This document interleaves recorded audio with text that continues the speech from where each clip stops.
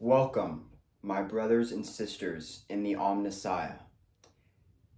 Welcome back to our second episode of Stick Talks, where I just talk about whatever my nerdy heart desires. And today, you might be wondering of my get up. That is, well, just picture red robes instead. But this is all I had, so I had to make do. Anyways, we will be talking about one of my favorite factions from Warhammer 40k, the Adeptus Mechanicus. So, without further ado, let's get into it. So, in order to properly start with the Adeptus Mechanicus, we need to first know where they came from, what they are.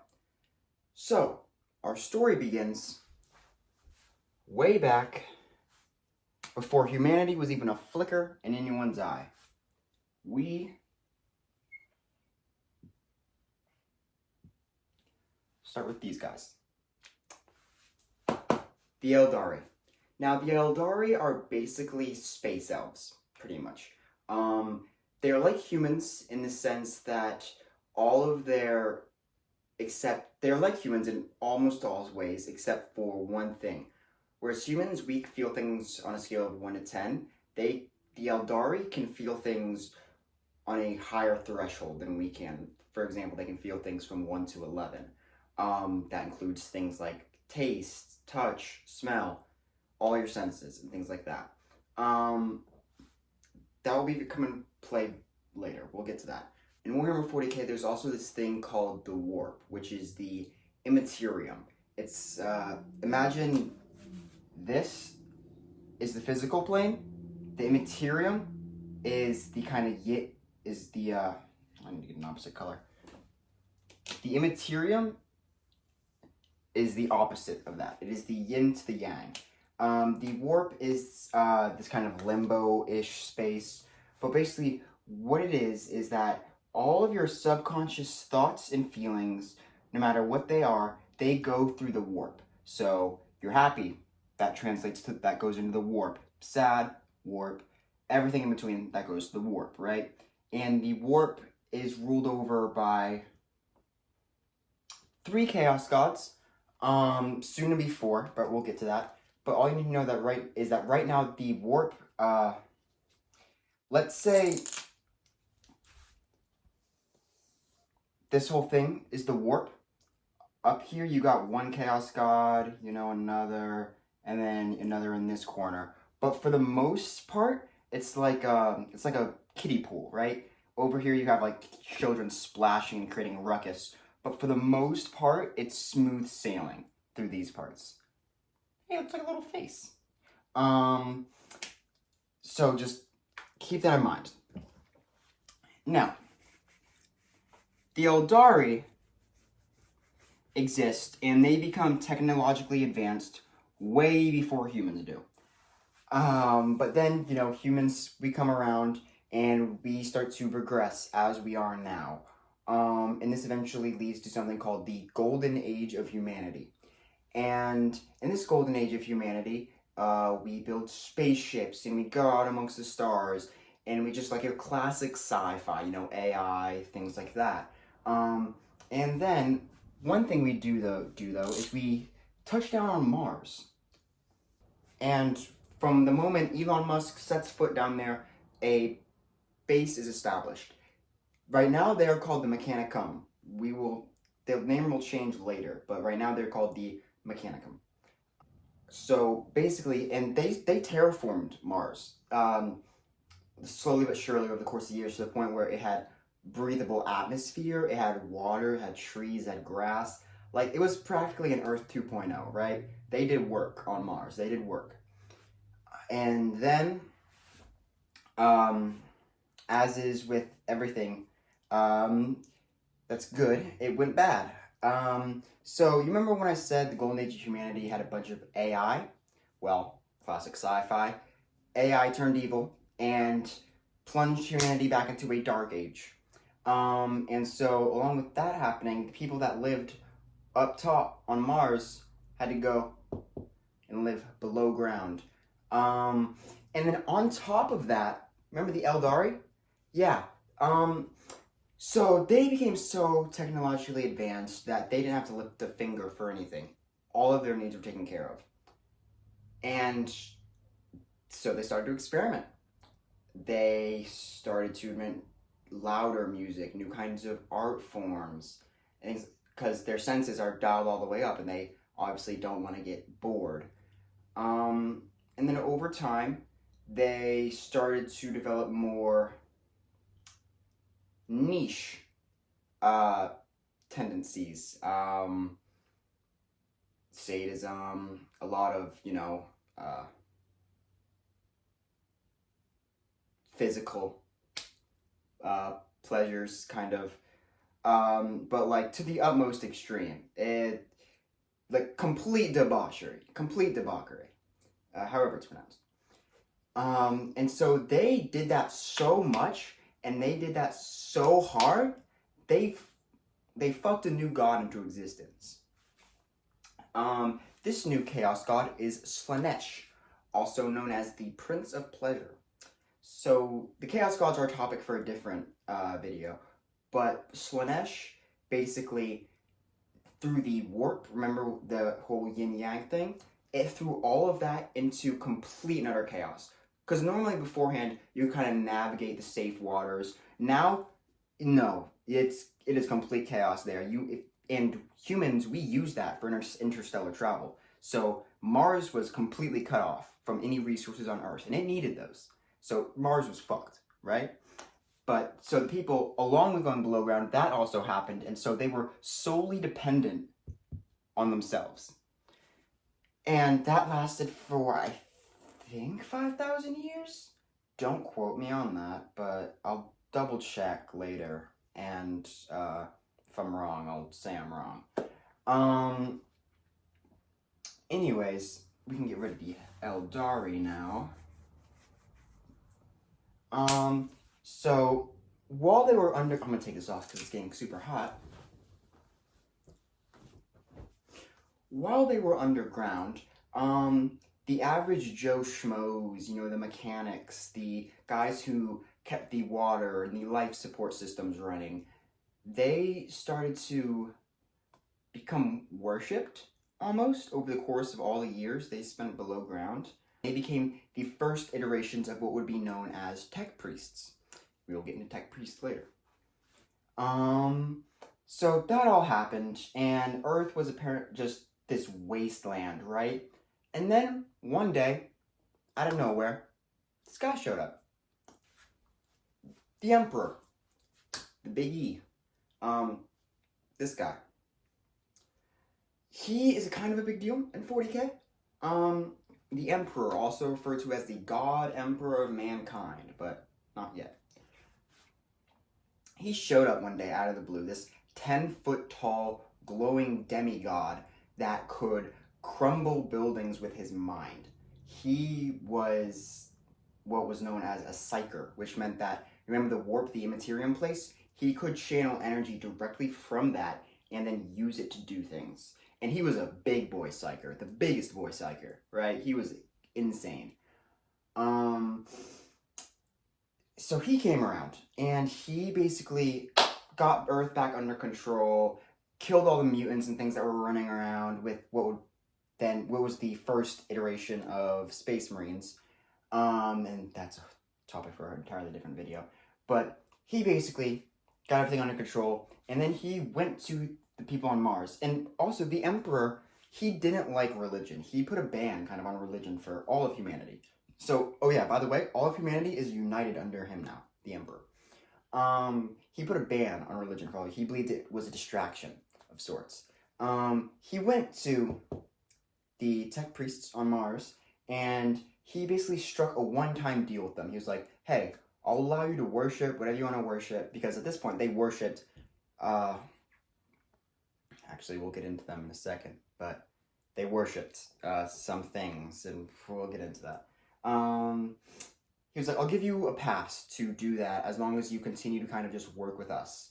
And in 40k, the Mechanicus is probably the most faction that has the most freedoms within the Imperium, with the exception of maybe the Inquisitores. but that's for something else. So basically, imagine they're like a nation within a nation. They are kind of self-operated. They can do their own thing, do what they want. But they are still within the imperium of man, which is all of them. And also later on, and it's kind of funny about the whole religion thing because the emperor, he didn't like it, but later on he was worshipped as a god emperor of mankind. But they don't, later on, whenever, emperor dies and yada yada yada. Oh yeah, by the way, he dies. So basically there's this whole thing called the Horus Heresy involving him and his sons, which is a whole topic for another video. But the Horus Heresy happens, leaves the emperor on the brink of death, and they strap him to a golden chair, so he's powering something that can keep warp travel alive. Because if warp travel is gone, they're all fucked. They are all fucked. So they strap him to a chair, and now he is fed 1,000 souls of psychers a day to keep him alive.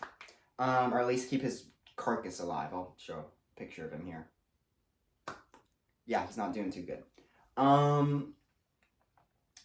So they don't like the Mechanicum. Oh yeah, by the way, after that, the Mechanicum changed their name to Mechanicus. So they are now, as we know them. Which now leads me on to the Mechanicus themselves. We can get into what they are. The Mechanicus. They are something else. They believe in something called the machine spirit, the omnissiah, and the motive force. The machine spirit, also known as the machine god, they believe it is the ultimate bestower of knowledge in the universe, and they also believe that knowledge is the ultimate quest in the universe. What is the answer to life? Getting more knowledge. That's their mentality. And then they believe in the omnissiah, which they believe is the emperor of mankind, since he's strapped to his chair.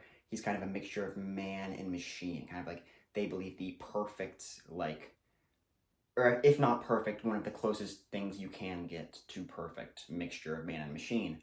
And the motive force, which is a thing that gives all things, mechanical or biological, the ability to think and the ability to do things. And so the Imperium of Man, even though the Mechanicus work with them and kind of in their same thing, they don't really like them because the Imperium of Man, they are not great. They do not. If you do not worship the Emperor, then you are a heretic and you need to be killed. So, oh yeah, and if you are anything other than a human, so any alien race, then you are a heretic. Or no, then you're not. You're not a heretic. You're a Xeno scum, and you need to be killed. They are not great. No one is really in Warhammer 40k, but that's kind of the charm of it. Everything sucks, and everyone's the bad guy in one way or another. But being the bad guy is fun, right? These guys, they don't worship just the Emperor. They worship the machine spirit and everything else. And the Imperium doesn't really like that. But the Mechanicus, they make your guns. They make your ships. They make your armor. They make your tanks. They make your bikes. You want to fight at all? You need these guys. So the Imperium kind of just lets them have a pass, along with, the treaty the Emperor signed with them way back when. As for what the Mechanicus worships, they worship these three things, but they believe the machine spirit is this kind of force that imbues all machines, whether it be your pistols, your continent-sized spacecrafts. The machine spirit is through all of them, and that machine only works because the machine spirit inside of it says that it does. So they worship the machine spirit to keep it appeased. For example, if you were about to go into battle, you would slap a bead of incense on your gun, mutter off a quick prayer, and you'd go in, right? That would be enough to appease that type of machine spirit. But for your bigger things, the walking titans, these huge things, I'm talking unending prayers on days, like clouds of incense blocking out the sun, just homina, homina, homina, homina, just complete worship, right? and they worship them to the T. I'm talking they put oil on their robes, they shout hymns, they are devoted to their religion. And they do have a few rules, however. The main thing being that you cannot create new things. You can only use things that have already been created. Which a lot of them, almost all of them, have been lost due to the downfall of humanity. But if you do find them and stuff like that, you are allowed to use them again. They also believe that if you use any kind of technology that is not human, like alien technology or anything like that, that is Xenos tech, and that's heresy. You need to be killed. You can't do that. They also believe that you cannot create any kind of AI, or as they call it, abominable intelligence. Because, last time they used AI, or humanity used AI, things didn't turn out too well for humanity. And one of my favorite things about them is that they are complete hypocrites. Because most of the upper Mechanicus people, they view those rules as entirely optional, which we'll get to my favorite one later. Anyways, as I was saying, within the Mechanicus, you have 4 groups. You got your Magi, your Genitors, your Logi, and your Artisans. But before we get into those 4, I also need to get into something else. The Mechanicus, they believe the flesh is weak. That's their whole thing. They believe that in order to be closer to divinity, aka the machine spirit, you need to replace the weakness of your flesh. And you need to become more close with machines. So you replace it with machinery and things like that. To the point where most higher level Mechanicus people are nothing more than just a brain floating in a little tank and just completely surrounded by just mechanical parts and things like that. They believe that machines are the true divinity. And one very important augmentation that is very, very rare is called I believe it's a binary cortex or a binaural cortex. What it basically is where a tech priest can get the knowledge and kind of personality of another tech priest, like their mind, and meld it into theirs. So they have 2 sets of knowledge. Usually if they do that, however, one personality ends up being overwritten by the other, while keeping that other's knowledge. So keep that in mind for later, for my favorite guy. Anyways, back to what I was saying. The Magi. These they don't represent a specific type or group that does things, but they represent the best in their field.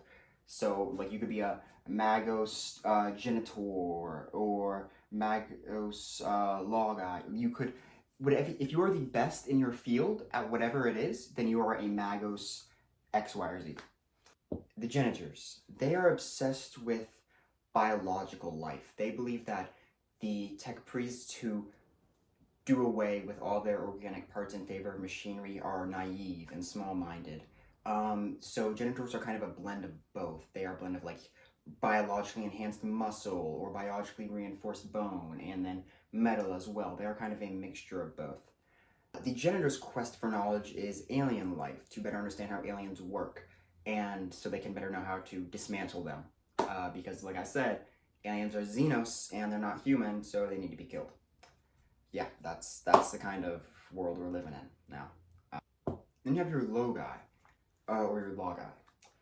These guys are all about numbers and stats and things like that. They serve as analysts and kind of predictors. They try to predict future events given like numbers and data of past things. And we have the Artisans, or the Artisans. These are the tinkerers, these are the crafters. They make the machines. They make your guns, they make your huge warships. They're the makers, right? Now you remember when I told you that there are 4 groups? There's actually kind of 5. Tech Priest Dominus. The Tech Priest Dominus are masters of warfare in all of its forms. They are expert combat tacticians. And we're going to be talking about my favorite one later, who is the Archmagos Dominus, which means that he is the best at warfare. And he's just my favorite goofy guy. So any tech, and just like Magos, any tech priest can be a Dominus as long as they show enough skill and adeptness at warfare and combat. And these guys are also given full control over the Scutari legions, which make up the bulk of the Mechanicus' fighting force. I'll show a few pictures of Scutari here. Pretty cool looking. Oh, also, just in case I didn't show it earlier, here are the tech priests. Pretty cool looking.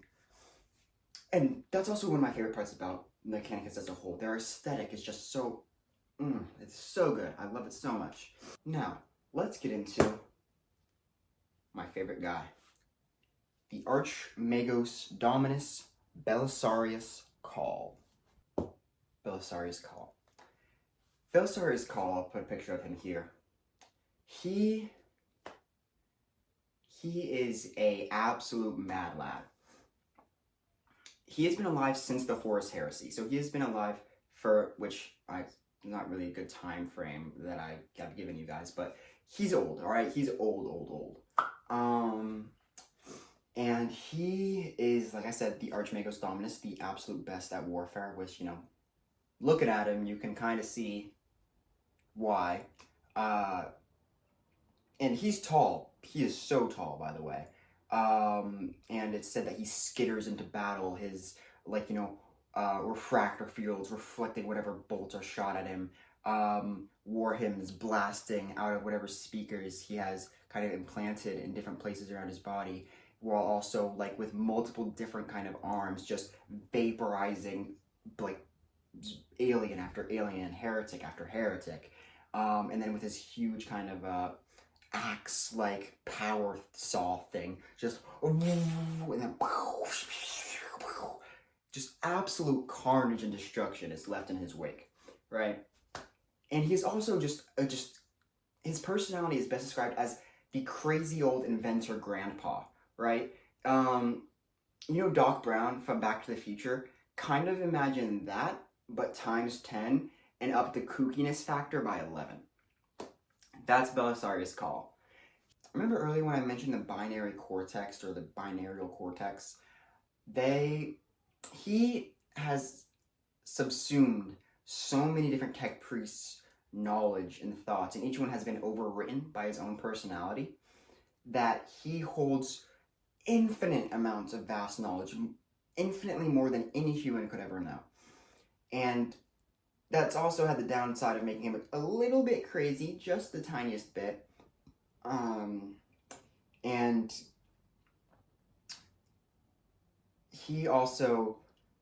he's friends with a Primarch earlier, which are Primarchs I mentioned earlier. He's friend with ones that died and then was resurrected. He's for a different episode. He's called Rebute Gilliman, or Rebute Gilliman.